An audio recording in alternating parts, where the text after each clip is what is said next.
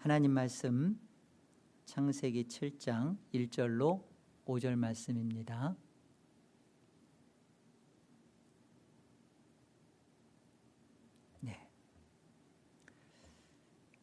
제가 하나님 말씀을 봉독합니다. 여호와께서 노아에게 이르시되 너와 네 온 집은 방주로 들어가라. 이 세대에서 내가 내 앞에 의로움을 내가 보았음이니라. 너는 모든 정결한 짐승은 암수 7씩 부정한 것은 암수 2씩을 내게로 데려오며 공중의 새도 암수 7씩을 데려와 그 씨를 온 지면에 유전하게 하라. 지금부터 7일이면 내가 40주야를 땅에 비를 내려 내가 지은 모든 생물을 지면에서 쓸어버리리라. 노아가 여호와께서 자기에게 명하신 대로 다 준행하였더라. 여러분 기억나세요? 칼빈이 그 성화를 말하면서 예수님이 나오는 삶을 위한 지속적인 실천 3가지 기억하세요? 한번 말해보세요. 첫째 뭐였죠? 여기서 다 보여요. 입술 안 여는 거. 자기 부인. 두 번째가 십자가의 고난. 세 번째 영생에 대한 묵상이었습니다. 예수님이 나오는 삶에 대해서 자기 부인은 그 출발이고 시작인데요. 한마디로 순종이에요. 그리고 십자가의 고난은 희생입니다.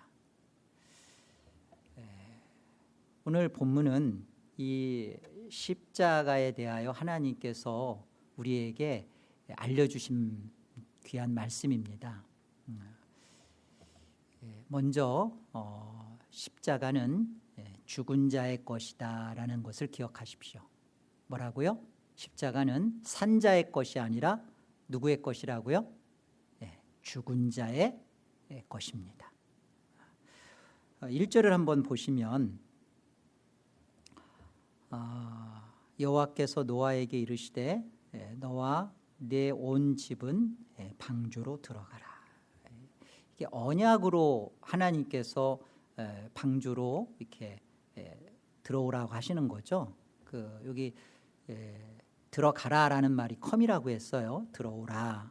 이것은 하나님의 구속 언약 때문에 가능한 것이고 그 언약으로 이루어지는 것입니다. 노아만이 아니라 노아의 가족들도 이렇게 언약으로 방주에 들어오는 거예요.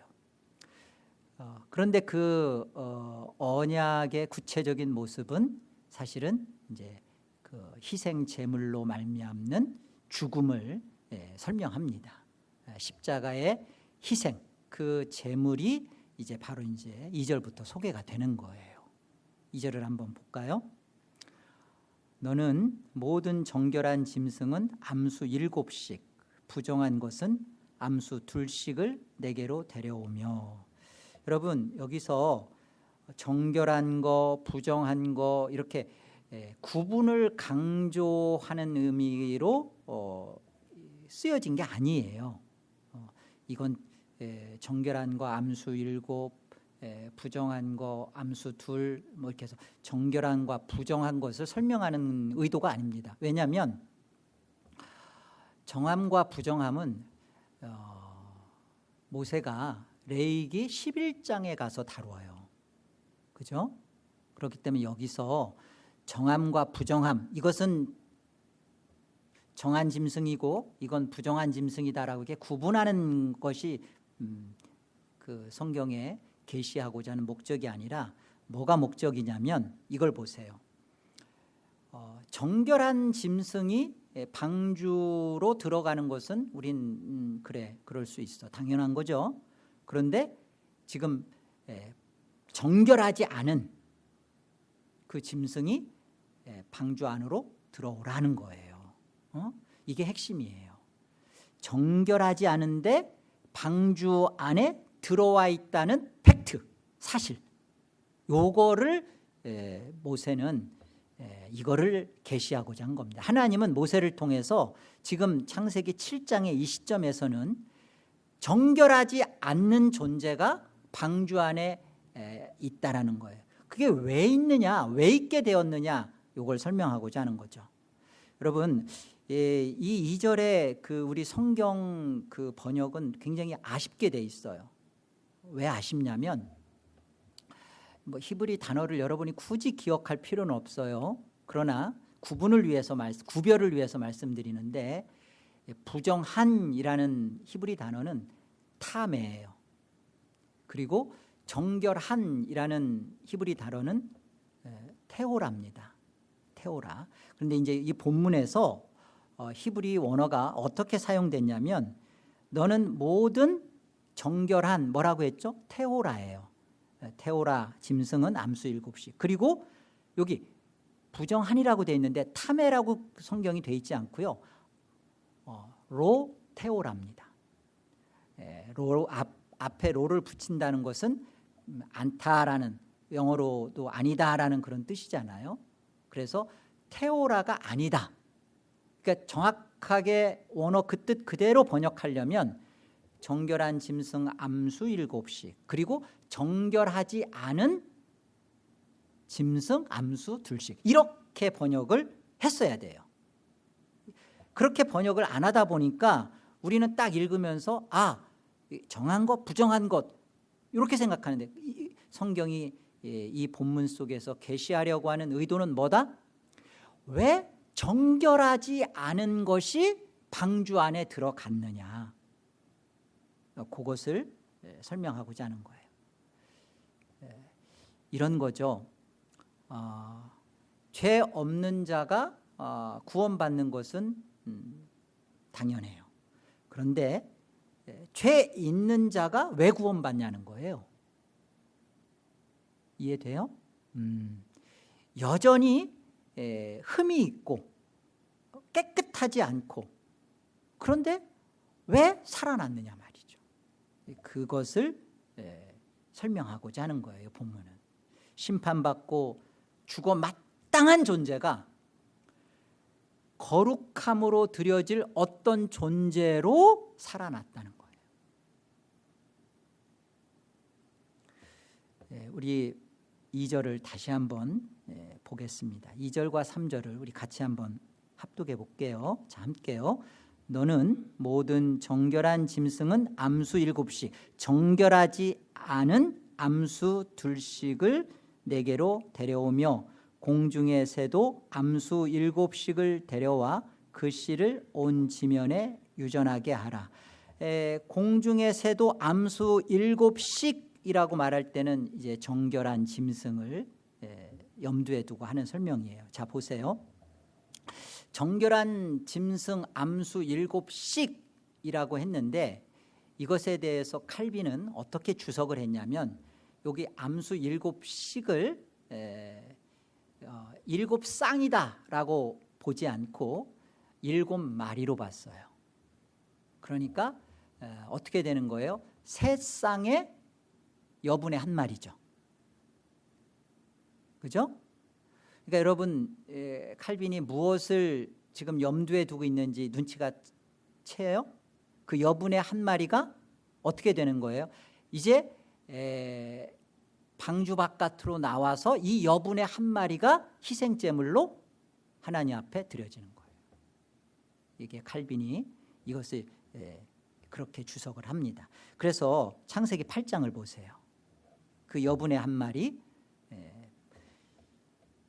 노아가 여호와께 제단을 쌓고 모든 정결한 짐승과 모든 정결한 새, 그죠? 7마리, 그 중에 1마리, 새 중에서 제물을 취하여 번제로 제단에 드렸더니, 그 여분의 1마리를 드린 겁니다.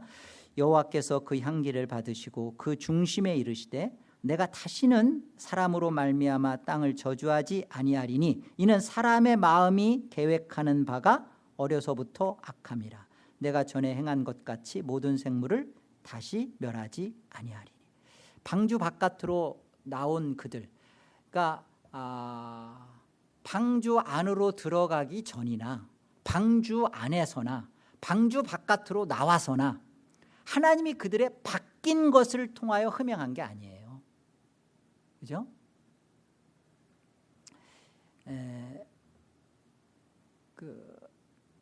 여전히 똑같은 존재로 있는데 하나님은 그들의 악함과 생각하는 것이 바뀌어 있지 않은데도 불구하고 그들을 어떻게 구원을 하셨는지 하나님의 구원 방식에 대한 설명입니다. 여러분, 나는 어떻게 살아났는가, 나는 어떻게 구원받게 됐는가를 여러분 꼭 잊지 마십시오. 뭐냐면 죄가 없어서 구원받은 거 아니에요.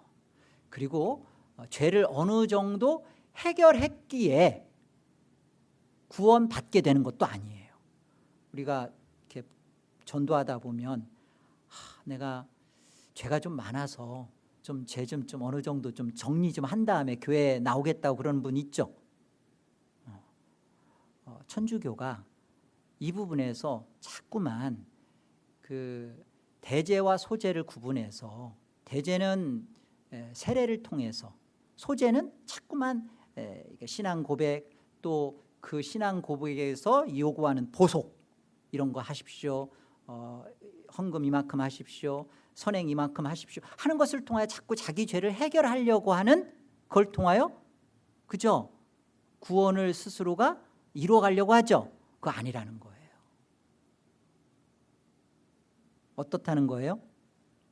오늘 본문에서 우리한테 가르쳐주는 것은 여전히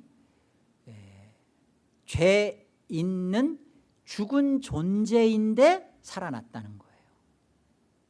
방주 바깥에 나와서도 여전히 그러하다면 방주 안에서나, 물론 방주에 들어가기 전에서나 우리는 하나님 보실 때 죽은 존재인 거예요. 하나님은 나를 죽은 존재로서 구원하셨는데 나는 죽은 존재이기를 거부하는 거예요. 나는 자꾸만 나는 나를 해결하려고 하고 내 안에서 있는 죄를 내가 정결화시켜서 내가 구원을 내가 보란 듯이 확신을 얻으려고 하고, 이것이 복음에 대한 잘못된 이해예요. 키는, 핵심은 따라하세요. 나는 죽은 자다.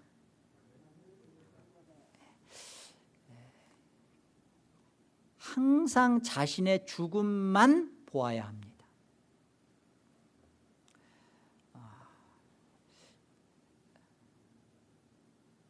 여러분, 레위기 11장에 가보면 이렇게 구분되어 있어요. 정결한 것 그리고 부정한 것 속에 속된 것을 둡니다. 그러니까 정결함 속에는 정결한 것, 정결하지 않은 것, 속된 것이에요. 정결하지 않은 게. 그리고 부정한 것.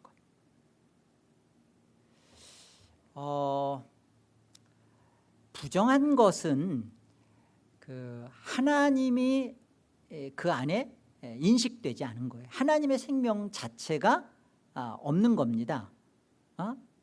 죄가 없는 게 아니라 하나님의 생명이 없는 게 부정한 거예요. 그죠? 그런데 정결하지 않은 것은 뭐예요? 하나님의 생명과 인식과 감각은 있는데 죄가 있는 거예요. 그게 정결하지 않은 거예요. 아시겠어요? 하나님이 우리를 하나님의 일방적인 은혜와 사랑으로 하나님을 알게 해주셨어요. 그리고 이런 우리를 예수 그리스도 안으로 연합시켜서 우리에게 영원한 하나님의 영광을 위하여 살 수 있는 하나님 나라에 영원히 함께할 수 있는 존재로 하나님이 구원하셨어요. 그런데 우리는 어때요? 우리가 그렇게 힘들어하는 죄가 여전히 내 안에 있어요. 그러니까 이걸 그러면 해결해야 되는가? 이 부분을 잘 이해하셔야 돼요. 죄를 여전히 가지고 있으면서 마음 아파하고 속상해하는 것은 옳아요. 그러나 이 죄가 없어야만 구원이 된다라고 하는 건 아닙니다. 여전히 내 안에서 정결하지 않은 나를 하나님이 바꾸어내서 정결하게 해서가 아니라 정결하지 않은 날, 깨끗하지 않은 나를 정결한 예수 그리스도를 죽음을 희생을 통해서 나를 받으시는 거예요. 그 예수와 연합된 것으로. 이게 오늘 십자가는 죽은 자의 것이다 라는 설명입니다. 그래서 내가 그 십자가 속에서 내가 산자로 있으면, 아니죠, 십자가 이후의 부활의 삶은 산자의 삶이지만 내가 구원받음에 있어서 하나님 앞에 의롭다함을 얻음에 있어서 이 구원은 예수 그리스도의 희생을 통한 나는 죽은 존재로, 나는 죽은 자여야 돼요. 여러분, 죽은 자가 하나님의 긍휼을 마음에 둡니다. 어느 순간 우리가 처음에 이 예수의 나를 향한 죽음의 은혜를 깨달았을 때 모든 세상이 아름다웠어요. 심지어 새가 지저귀는 그 소리가 막 하나님을 찬양하는 마음으로 막 내 안에 들리고, 그리고 누구의 허물과 부족함이 보여도 거기에 대해서 무한정 너그러웠어요. 근데 어느 순간 마음이 표독해지고 날카로워지고 우리 마음에 비판이 막 생기는 건 왜 그러죠? 십자가 앞에 내가 살아있기 때문에 그래요. 가만히 들여다보세요. 십자가 앞에서는 누구나 죽지 않고서는 십자가는 내 것이 안 돼요. 그죠? 죽은 자의 것이에요. 십자가는 죽은 자의 것이구나. 그래서 내가 이 구원의 백성으로 살 때는 나는 십자가 앞에서 죽은 자로 머물고 있을 때 이 모든 것에 대한 은혜만 남습니다. 하나님의 긍휼과 사랑만이 내 마음에 가득 채워져요. 그러니까 모든 일을 봐도 안타깝고 딱합고 그리고 왠지 그 마음이 짠하고, 그리고 모든 게 그냥 다 그럴 수도 있지, 받아들여지고 하는 건 왜 그래요? 내가 하나님 앞에 죽었기 때문에 그렇죠. 시퍼렇게 살아있는 자는 그 십자가로 막 그 사람들 막 머리 막 십자가로 때리고 다니죠. 두 번째 우리가 생각해 볼 것은 십자가의 이 죽은 자로서 이 십자가를 가지고 있는 자의 삶은요, 희생합니다. 본문 2절과 3절을 다시 한번 우리 보겠습니다. 너는 모든 정결한 짐승은 암수 7씩, 부정한 것은 암수 2씩을 내게로 데려오며 공중의 새도 암수 7씩을 데려와 그 씨를 온 지면에 유전하게 하라. 여기 데려오라, 데려오며라는 이 표현은요, 영어로는 take예요. 이게 무슨 뜻이에요? 취하라, 받아들여라, 수용하라 라는 뜻입니다. 여러분, 그 정결한 짐승 암수 7마리, 이것을 막 노아가 이리 뛰고 저리 뛰고 찾아내서 끌고 오라는 거 아니에요.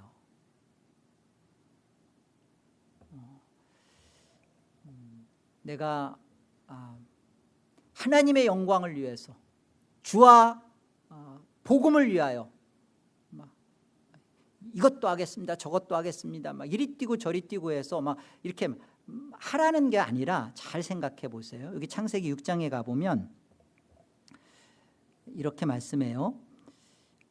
혈육 있는 모든 생물을 너는 각기 암수 한 쌍씩 방주로 이끌어 들여 너와 함께 생명을 보존하게 하되, 새가 그 종류대로, 가축이 그 종류대로, 땅에 기는 모든 것이 그 종류대로 각기 2씩 놓아 내게로 나아오리니 그 생명을 보존하게. 어떻게 하는 거예요? 사실은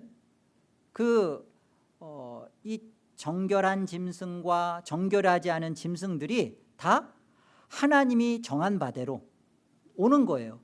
아직은 노아 모릅니다.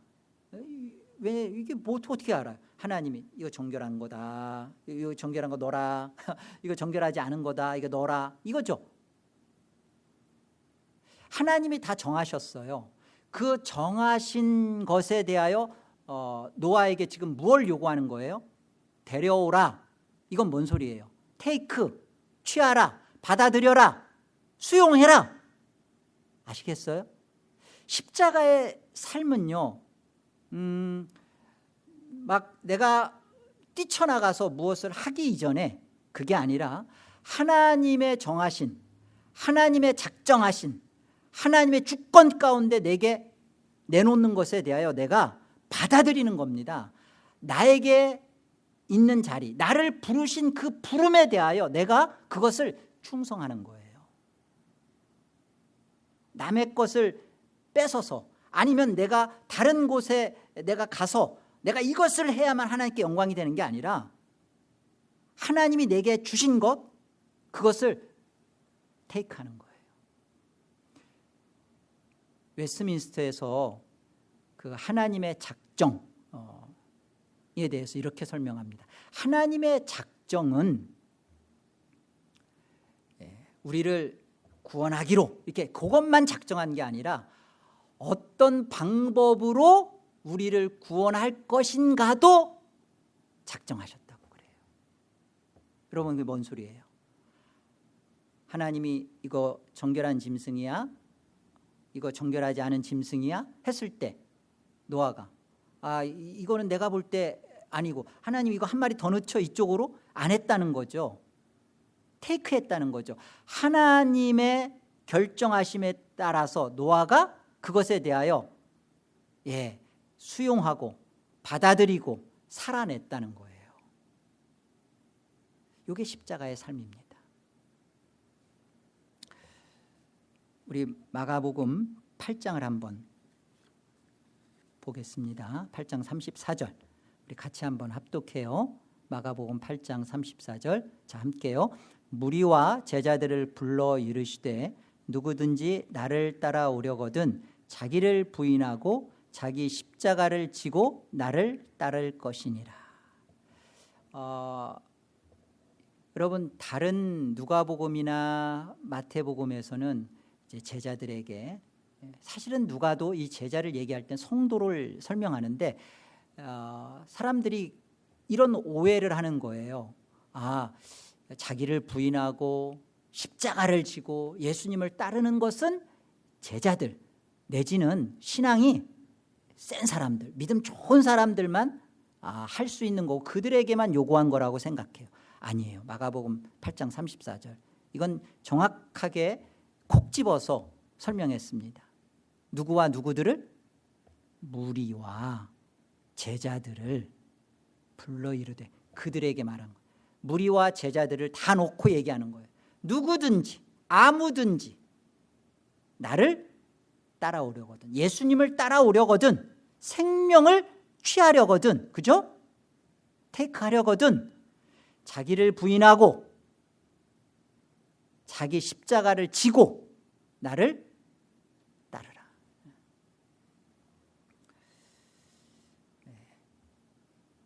기독교 신앙을 하면서 그 잘못된 위험성 있는 신앙 뭐냐면요, 단계로, 두 단계로 이해를 한다는 거예요. 초신자 단계와 또 뭐 이렇게 성숙한 단계. 그래서 이건 초신자 단계에서는 예수님을 따르는 데 있어서 자기 부인, 자기 십자가는 해당이 안 되는 것처럼. 아니에요. 아니에요. 생명이 들어온 자, 중생한 자, 거듭난 자, 예수님을 믿는 자는 동일하게 요구받는 거예요. 자기 부인과 자기 십자가가. 단계가 아닙니다. 그렇죠? 두 단계가 아니에요. 아니고 예수님을 믿는 자, 예수님을 따른다는 말은 그대로 예수님을 따르는 희생하겠다, 값을 치르겠다, 대가 내가 지불하겠다. 사랑의 수고 감당하겠다.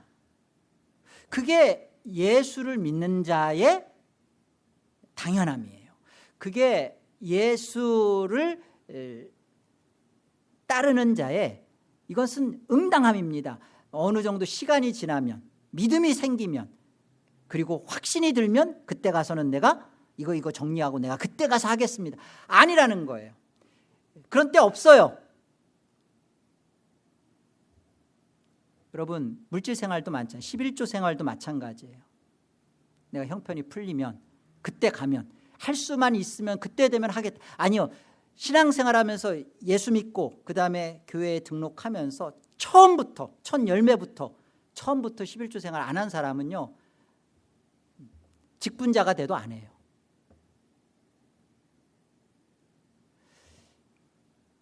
두 단계 있는 거 아니에요. 믿음은 그러니까 안 생기는 거예요. 우리 안에 희생이라는 거, 헌신이라는 것을 많은 사람들이 이렇게 오해를 해요. 뭔가 어디를 가서 선교사를 하고 목회를 하고 그 다음에 뭐 교회를 몇 개를 개척하고 그리고 물질을 내가 하나님 앞에 그냥 내 재산을 얼마를 드리고 여러분, 그건 희생이라고 성경은 말하지 않습니다. 웬 말인가 날 위하여 주돌아 가셨나. 이 벌레 같은 날 위해 큰애 받으셨나. 내 지은 죄 다 지시고 못 박히셨으니 웬 일인가 웬 은혜인가 그 사랑 크셔라. 마지막 구절에 뭐라고 되어 있어요? 늘 울어도 눈물로써 못 갚을 줄 알아. 몸밖에 드릴 것 없어 어떻게 해요? 이 몸 바칩니다. 여러분, 여러분의 거 아무것도 없어요.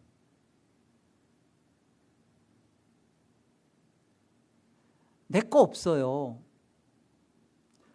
꼴랑 그 뭐 번 돈에서 얼마 떼어서 11조 했다고 꼴랑 그게 헌신이고 희생이라고 생각하는 거, 그거 굉장히 교만한 겁니다. 우리 안에 희생이라는 건 그거예요. 나는 죽은 자인데, 나는 더러운 자인데, 구원 바깥에 있는 자인데, 그냥 이 세상에서 이 세상의 것에, 쓰레기 같은 것에 생각에 잡혀서 이런 것에서 뒤엉켜져서 시궁창과 같은 인생을 살다가 지옥에서 살다가 지옥으로 갈 내 인생을, 그리고 지옥인 나를 하나님이, 그 창조주가 자신이 사람 되어 와서 고난과 피를 흘리시고 나를 받아내셨다. 그 영광스러운 아들과 나를 하나 되게 했다. 여러분, 이 사실 앞에 어떤 것도 주장할 마음이 없는 거예요. 어떤 것도 내놓고서는 내놨다 하고 싶지 않은 거예요. 왜? 살았으니까. 여러분, 여러분이 그 로즈힐에 가서 무덤 속에 있는 여러분을 살려냈어, 육신적으로. 그런데 거기에다가 뭘 더 값을 거기다가 치를 거예요? 여러분, 얼마를 주면 죽은 상태에서 여러분 살려준 것에 대해서 세상값 줄 거예요? $10,000? 요즘 뭐 묘지값이 얼마인지 모르겠네. $10,000 주면, 그러면 여러분 살려준 값 칠 거예요? 세상 죽음, 육신적 죽음을 통해서도 값으로 환산이 안 되는데 영원한 생명을 얻고서도 거기에서 내가 아무런 예수님을 따르는 데 있어서 내가 희생과 사랑의 수고와 헌신을 내가 마다하겠다? 그거 생각하지 않겠다 하고서는, 그리고선 그거 주장하겠다.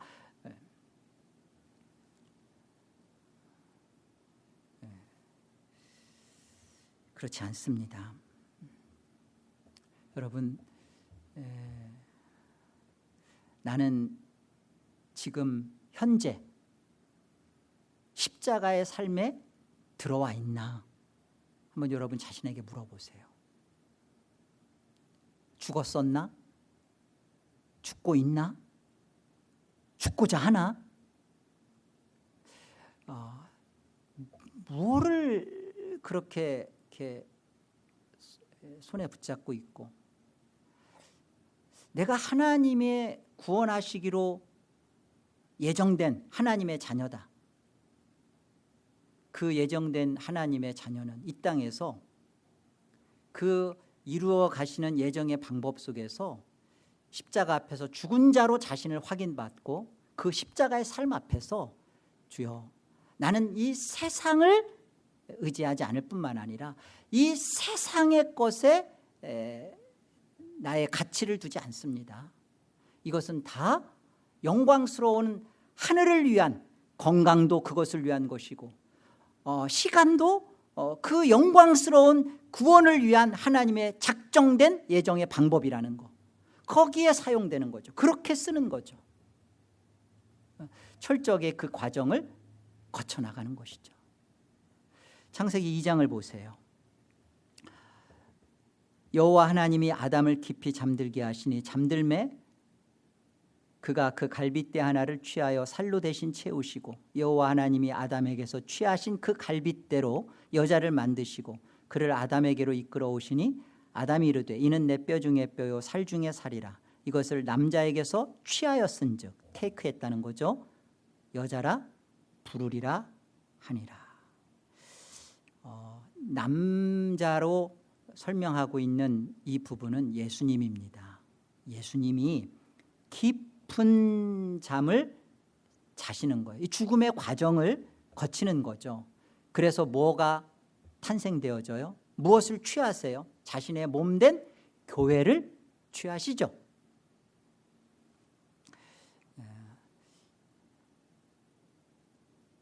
여러분, 예수님이 죽음의 과정, 이 십자가의 희생, 그 헌신을 통하여 교회인 내가 하나님 앞에 받아들여졌다라는 사실을 우리는 잊지 말아야 합니다. 이 사실이 사도 바울의 심령에 꽂혔어요. 자신이 이단이라고, 거짓이라고 그 예수 믿는 자들을 잡아 죽이고 그 예수를 부정했던 그 사도 바울의 심령 속에 예수님이 찾아와서 바로 사도 바울 자신을 위하여 예수님이 죽으셨고 다시 살아나신 그리스도임을 만나게 해주셨어요. 이걸 만나고 나서 사도 바울의 삶은 이렇게 고백합니다. 골로새서 1장 가보세요. 24절과 25절 우리 같이 한번 합독합시다. 함께요. 나는 이제 너희를 위하여 받는 괴로움을 기뻐하고 그리스도의 남은 고난을 그의 몸된 교회를 위하여 내 육체에 채우노라. 내가 교회의 일꾼 된 것은 하나님이 너희를 위하여 내게 주신 직분을 따라 하나님의 말씀을 이루려 함이니라. 지금 바울이 하는 말이에요. 나는 이제 너희를 위하여 받는 괴로움을 기뻐하고 그리스도의 남은 고난을 그의 몸된 교회를 위하여 내 육체에 채운다. 그리스도의 남은 고난이라는 것은 남겨진 고난 아니에요. 무슨 말이냐면 우리의 구원을 위하여 무엇인가 보태져야 구원이 되어지기 때문에 뭔가 좀 해야 되는 그런 고난을 말하지 않습니다. 남겨진 고난이 아니라 구원을 위한 어떤 무언가를 또 해야 하는 구원이 아니라, 여기 남은 고난이라는 것은 본문 속에서 설명하듯이 너희를 위하여 받는 괴로움이에요. 그죠? 그리고 그의 몸된 교회를 위하여 예수님이 채우셨던 그 고난이에요. 십자가의 죽음을 통하여서 예수님은 퍼펙트하게 다 이루셨습니다.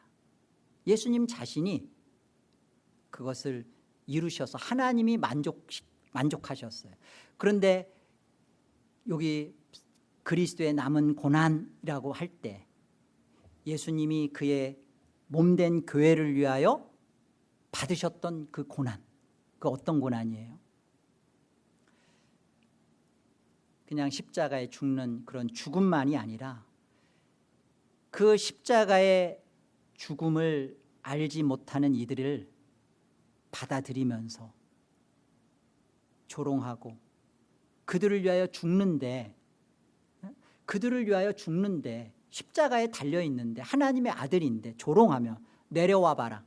그러면 믿겠다. 예수님의 옷을 벗기면서 침을 뱉으면서 채찍을 가하고 거기다가 또 자주옷을 입히면서 고개를 숙여 왕이라는 상징이거든요. 예수님을 그렇게 깎아내리면서 조롱하는 그들에 대하여 감당하시고 상처를 자원하여 받으시고 아버지여 저들의 죄를 사하여 주옵소서. 자기 하는 것을 알지 못합니다.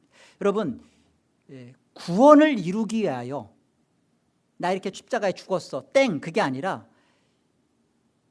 한 영혼을 살려내고 몸된 교회로서 자신 안에 연합시키기 위하여 아픔과 수고와 애씀을 감당한 것처럼 지금 바울이 그걸 하겠다는 거예요. 그거 내가 교회의 일꾼된 자로서 하나님이 너희를 위하여 내게 주신 그 직분을 내가 하나님의 말씀을 이루고자 예수님이 그 하나님의 말씀을 이루심에 있어서 십자가에 죽는 거로 끝나는 게 아니라 그 아픔과 수고와 그 버려짐과 모욕당함에 대하여 자원하여 그것 앞에 들어가셨던 것처럼 이게 그리스도의 남은 고난이라는 거죠. 그리스도의 마음으로 내가 스스로 자원하여 갖는 나의 십자가, 그 고난 내가 택하겠다는 거예요. 내가 교회 왔다 갔다 하면서 그냥 예배하면서 오케이 나 그냥 이제 천국 가게 되고 그러니까 여러분 이거는 십자가의 삶이 아니에요. 십자가의 삶은 내가 가만히 있으면 돼요. 그런데 한 영혼을 살려내기 위하여 내가 그 교회의 직분을 맡아 하나님의 뜻을 말씀을 이루려고 했던 사도 바울이 그가 1차 2차 3차 선교여행을 감당하고 루스드라 성에서는 돌 맞아가지고 성 바깥으로 버려졌는데 그가 또 깨고 나서 다시 그곳에 가서 복음을 다시 전하는, 예루살렘에서 내가 지금 가려고 하는데 거기에 무슨 일이 있을지 어떤 일이 그러나 내가 한 가지 분명한 것은 성령이 나에게 알려준 거, 환난이 있다, 핍박이 있다, 죽음이 있다, 그 사실을 내가 들었다는 거예요. 그리고서는 예루살렘 성으로 가는 거예요. 그게 그리스도의 남은 고난이죠. 이게 그 예수 그리스도가 나와지는 삶이에요. 갈라디아서 6장 17절, 이후로는 누구든지 나를 괴롭게 하지 말라. 내가, 사도 바울이죠, 내 몸에 예수의 흔적을 지니고 있노라. 예수의 흔적이라는 것은 다른 게 아니에요. 흔적, 이 말은 증표라는 뜻입니다. 갈라디아서를 시작하면서 바울이 그러잖아요. 어떻게 내가 전한 복음 말고 다른 복음을 전하니까 어떻게 그렇게 쉽게들 받아들이냐? 그것 어떻게 다른 예수, 다른 복음에 대해서 너희들이 그렇게 쉽게 받아들이냐? 할래? 그것이 구원을 주는 거 아니다. 오직 하나님의 언약의 말씀만이 있는 것이고 그 할례로 우리가 구원받는 거 아니다. 내가 좀 부족하고 내가 연약하지만 나의 어떤 모습을 보면서 하지 말고 분명하게 하나님이 하신 그 말씀대로 내가 전한 복음 이게 사실이다. 그러면서 지금 예수의 흔적, 그 증표를 갖고 있다라고 지금 사도 바울이 지금 말미에서 이렇게 말하는 건 뭐냐면 나 진짜 사도야. 그거예요. 나 진짜 사도야. 너희들이 자꾸만 다른 예수, 다른 복음 그 전하는 그 거짓자들의 말 얘기 들으면서 내가 뭐 그래는 좋은데 뭐 보니까 뭐 말은 조라다 뭐 오케이. 그런데 내게는 예수의 흔적이 있다. 예수의 증표가 있다. 그게 뭐냐? 나는 그 예수의 흔적을 가졌다. 예수의 증표를 가졌다. 그게 뭐예요? 나는 그리스도를 위하여 그 고난에 나를 자원하여 그리스도의 그 고난에 나를 적극적으로 참여했다는 거예요. 너희들에게 내가 이렇게 힘에 지나도록 복음을 전하고 외치고 하는 이것은 내가 예수의 흔적, 그 복음을 전하면서 끊임없이 받고 있는 상처라는 거예요. 심지어 사탄의 가시, 육체의 사자인 이것조차도 바울은 나는 이게 예수의 흔적이다라고 자랑하는 거예요. 내가 가난해? 내가 몸이 아파? 내가 돈이 없어? 이것이 내가 복음을 전하는 일에 있어서 하나님이 나는 돈으로 예수 믿게 하는 게 아니라 나는 예수가 나는 인생의 전부야 라는 것을 나는 흔적으로 가졌노라. 너 그렇게 몸이 아픈데도 너 그렇게 하나님을 사랑해? 맞아. 몸 아픈 게 내 흔적이란 말이야. 이거죠. 너 그렇게 비즈니스 안 되고 가난한데도 어떻게 하나님을 그렇게 매번 사랑하고 예수님을 그렇게 따른다. 그래, 이게 나의 흔적이야. 증표라는 거죠. 참 하나님의 자녀라는 증표라는 거죠. 내게 있어서 정말 하나님이, 그리고 믿는 자들이 볼 때 나는 예수의 흔적이라고 내놓을 게 뭐가 있냐는 말인 거예요. 예수 믿었더니 부자가 됐다는 거? 그게 무슨 예수의 흔적이에요. 부자 되려면 절로 가면 더 부자가 됩니다. 내가 예수를 믿는 데 있어서 상처받은 거, 내가 도우려고 선한 마음으로 했는데 이 안에 그냥 완전히 찢겨진 거, 한 영혼을 섬기고 교회를 섬기다가 아프고 상하고 찢겨지고 눈물이 터진 거, 그 주님이 끌어안아 주겠다고 하잖아요. 신자로서 신앙생활하면서 상처받으려고 하지 않아. 무슨 말 들으려고 하질 않아. 내가 왜 내 돈 가지고 내가 내 인생 사는데 왜 상처받기를 원치 않아. 말 들으려고 하질 않아. 이렇게 하다가 혹시 저 사람이 뭐가 이렇게 중요해요? 그러니까 상처가 있고 외면이 있고 아픔이 있고, 그래도 이것을 아시고 처음부터 사람 몸을 입고 오셨던 그 예수의 마음, 그 마음을 갖게 된 거, 그리고 그 마음으로 상처받고자 하는 거, 그게 예수의 삶입니다. 그래서 신앙생활을 10수년을 하는 데 있어서, 교회를 다니면서 있어서 어떤 외면도 무시도 멸시도, 그리고 어떤 버려짐도 어떤 몰리에도 그런 거 없는 거예요. 누가 조금만 나를 이해만 안 해줘도, 아니 이 젊은 것이 어른한테 이렇게 말을 해? 아니 인사도 안 해? 이 뭘 이해만 받아도 못 견딜, 그런 건 상처 아니죠. 진짜 상처는 뭐예요? 섬기고 다가가고 낮은 자세로 그를 세웠는데 오히려 무시받고 아무것도 안 하는 하찮은 취급을 당하고, 그럴 때 예수의 마음을 갖는 거예요. 창조주가 피조물의 자리에 와서 이 당했던 이 마음. 그래서 여러분, 겸손은요 낮아지는 게 겸손이 아니에요. 겸손은요 깨진 마음이에요. 깨어져야 돼요. 완전히 깨져서 박살이 나야 돼요. 그 박살된 그 마음, 심령, 그 속에 예수의 마음이 우리를 위로하고 평안을 주는 겁니다. 결론 맺습니다. 어떻게 하면 예수가 나오는 삶을 살 수 있을까요?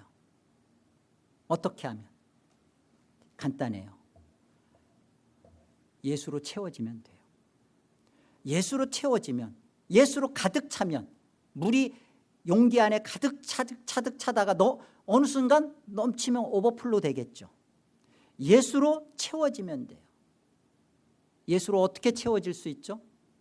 자기를 부인하고 자기 십자가를 지라고요. 이거 하면 채워져요. 로마서 12장 1절입니다. 그러므로 형제들아 내가 하나님의 모든 자비하심으로 너희를 권하노니 너희 몸을 하나님이 기뻐하시는 거룩한 산제물로 드리라. 이는 너희가 드릴 영적 예배니라. 여러분 놓치지 마세요. 하나님의 모든 자비하심입니다. 하나님의 자비하심 앞에 죽은 자로 존재하는 게 먼저예요. 하나님의 자비하심으로 너희를 권하노니 내가 하나님의 긍휼과 자비하심으로 정결하지 않은 나가, 그죠? 더러운 나가, 죄 있는 나가, 흠투성인 나가 구원받은 거예요. 살아난 거예요. 그리고 두 번째, 하나님을 기쁘시게 하기 위하여 너희 몸을 하나님의 영광을 위하여 산 제물로 sacrifice, 희생하라고요.